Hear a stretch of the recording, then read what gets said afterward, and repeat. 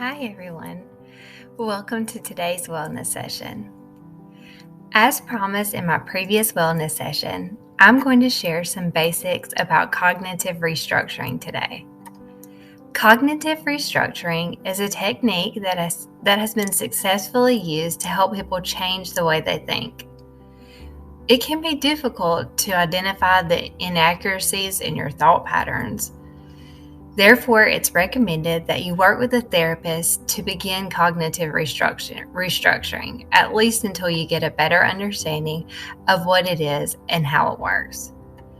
Techniques associated with cognitive restructuring assist with dissecting those unhelpful, negative thoughts and rebuilding them in a more positive or balanced and helpful way.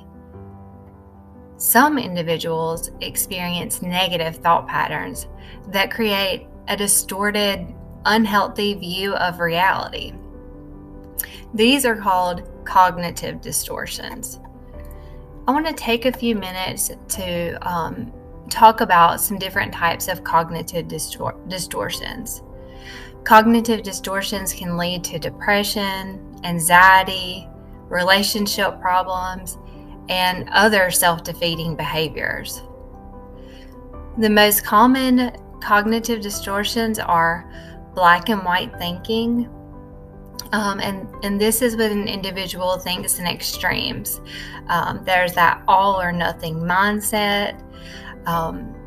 Words, commonly used or thoughts commonly consist of always, never, impossible. There's no, middle ground when thinking.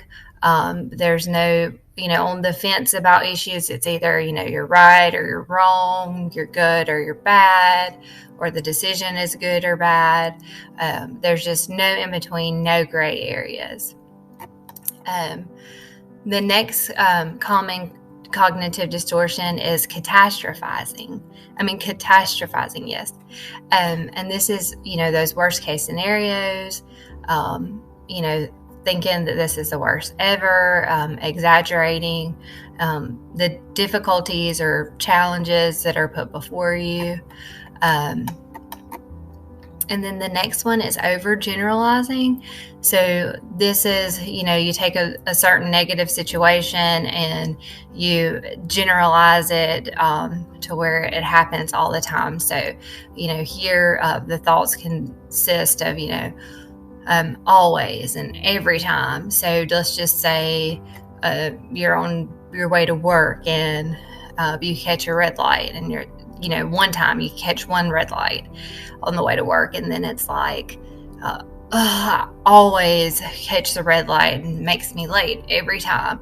So here you've overgeneralized that one time to be every time, and as you start thinking like that, then your brain starts searching for evidence that supports that thought, and that can cause you to even become more angry when you think of it as that it happens all the time, versus if you just say, oh, well, I caught the red light this morning, so it kind of got me a little behind. If you just think of it as it happened in one time, it doesn't seem as big of a deal, whereas when you think about it as happening all the time, or it's always doing this or that, or this person's late every time, or always making me mess up, or something like that. When you overgeneralize something, it tends to make matters worse for you, definitely in your mind, but also in your work and in your relationships as well.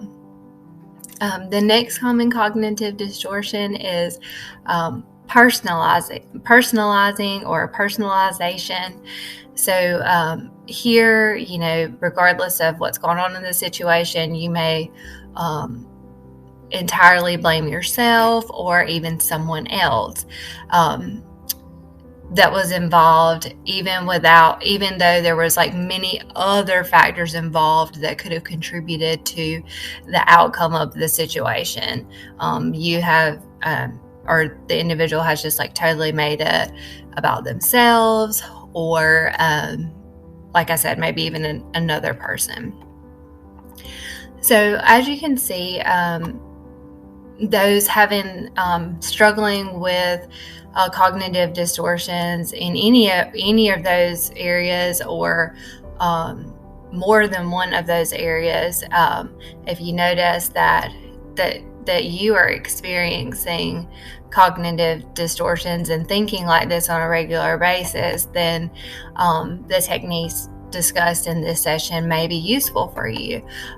Again, I would recommend that you work in collaboration with a therapist if you are just beginning to learn about cognitive restructuring. The techniques used in cognitive restructuring provide ways to reframe these negative thought patterns in a way that is more accurate and helpful to you. So the theory behind cognitive restructuring is centered around the belief that if you change the way you look at or view a situation,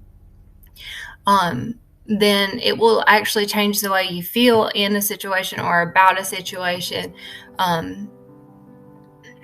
which will also in then turn affect the way that you react or how you act in that position, in that situation, or in this situation. So it is also, helpful for a therapist to participate, as sometimes it's hard for us to see the false or the irrational parts of our thought processes. Anyone can use these techniques to improve their thinking patterns. However, most individuals get more out of practicing them in therapy, as therapists is better able to assist you with identifying your cognitive distortions that are actually getting in the way of you being your best you. So the ones that are really affecting you and different parts of your everyday life.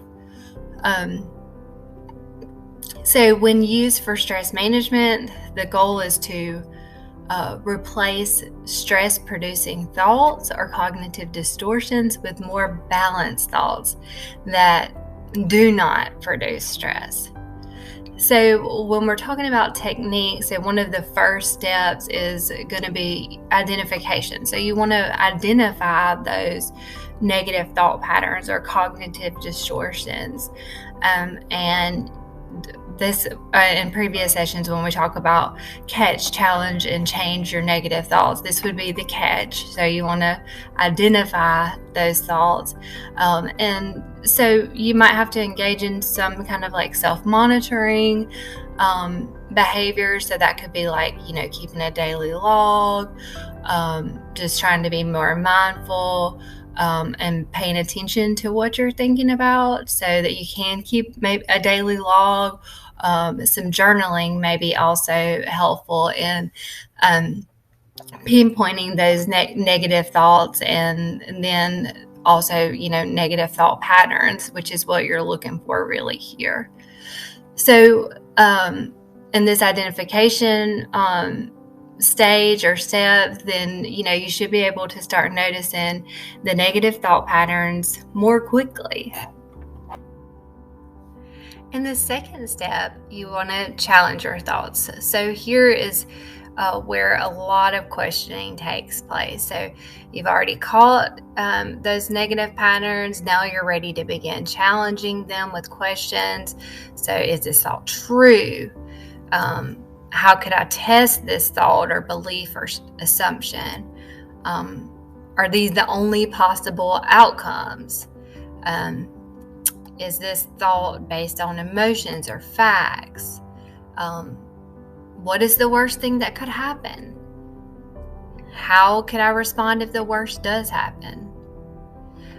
Here you may also want to list all the possible outcomes and the likelihood of each happening. This step and the questioning really helps you explore all the alternatives, including the ones that aren't as severe or horrible as the ones that you fear. So then you're ready for the third step, which involves gathering evidence.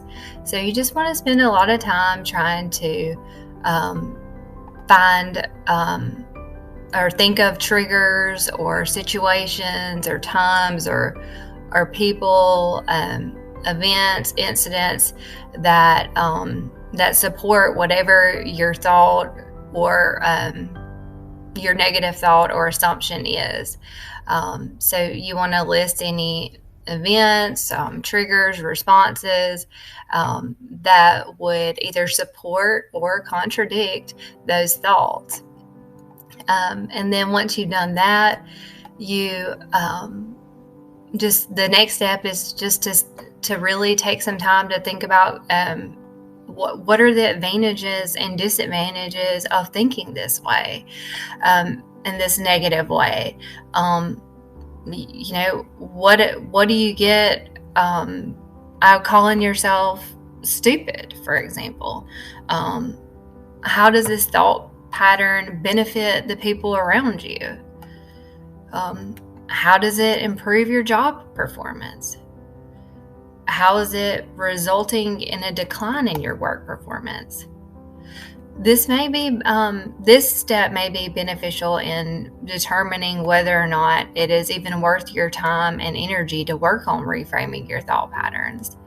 So this is definitely an important step. The next step is exploring alternatives. So, develop positive and rational assumptions to replace the negative one. Let's think of an example. Some friends are going out to dinner this weekend and I wasn't invited. So that's the situation. Your thought might be, oh, my friends don't even like me. They think I'm boring and I'll end up having no friends. And that it may leave you feeling sad, disliked, alone, or stressed, or all of the above. So, what's the evidence that supports that thought? You may say, well, I do get moody every now and then. All right, so now it's time to come up with evidence that doesn't support that thought. Well, my friends have told me several times that I am fun and that I make them laugh. Other friends have not been invited to other activities. I really do get invited to most things. So after looking at that evidence, you might come to an alternative, more balanced thought of, my friends like me, but that doesn't mean they have to invite me to everything. And so a more balanced thought like that may leave you feeling a lot more, or feeling happier and no longer as stressed out about this. So that concludes our session on cognitive restructuring without going too deep into it. If you find that you yourself are having trouble with cognitive distortions or noticing any of these negative thought patterns that we talked about today, I encourage you to look into a consultation with a therapist so that they can help you with the process of cognitive restructuring.